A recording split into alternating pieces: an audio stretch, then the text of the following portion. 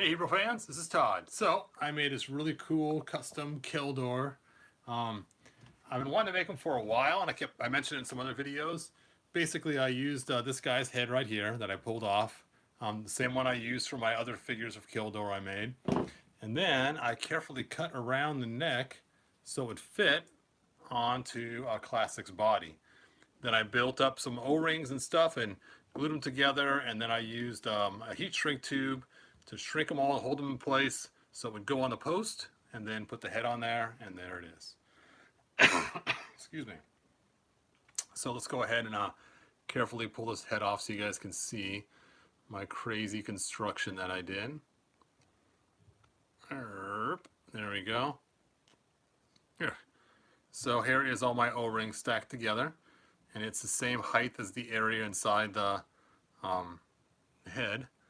Just pop that on there like that. There we go, nice tight fit. And then for the head, as you can see, I cut off the bottom. I sanded this out so it would fit, because it was pretty narrow in there. And then painted that rim black so it matches. Most of his facial hair was gone, and this figure was filthy when I started, so I cleaned it really good with alcohol, repainted his eyebrows and mustache and beard and spots in his hair that were blank. And then this just fits a little bit tight over the top, and there you go.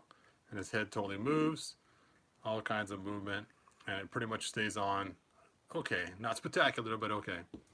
I used Count Marzo's hand so he could hold the double sword, and then Count Marzo's wrists.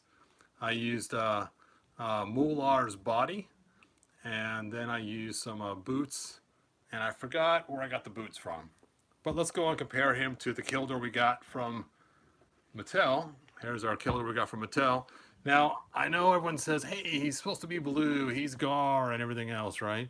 But, actually, you know what? This is not quite the Keldor we got from Mattel. I forgot. I changed out his sword with a different 2000X sword that I thought matched really well. But usually it came with a power sword split in half, similar to King Grayskull's.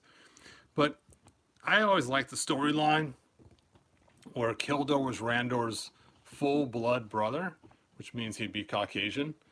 And then because of magic, it turned him blue, or because he is now like a zombie, because Skeletor with, rotting flesh, that his skin turned blue, like people do when they don't have oxygen, kind of thing. So that's why I always kind of liked that idea that Skeletor was the rotted flesh of a human kind of thing. So that's why he's blue. And you can see like his skull has the green around it, which, is kind of reminiscent of some kind of yucky flesh-eating thing. So that's what I've always imagined, is the blue is because he's zombie-ish, and that he's supposed to originally be Caucasian. Anyway, let me know what you think. I used the Filmation armor. I used the regular loincloth. And you can see the bottom is still blue on the bottom from Molar. I'll probably paint that black or something in the future. But it was just a quick throw together I did last night, just because I had the parts and I'm stuck at home, and I had one of these figures left after I made all my Keldors.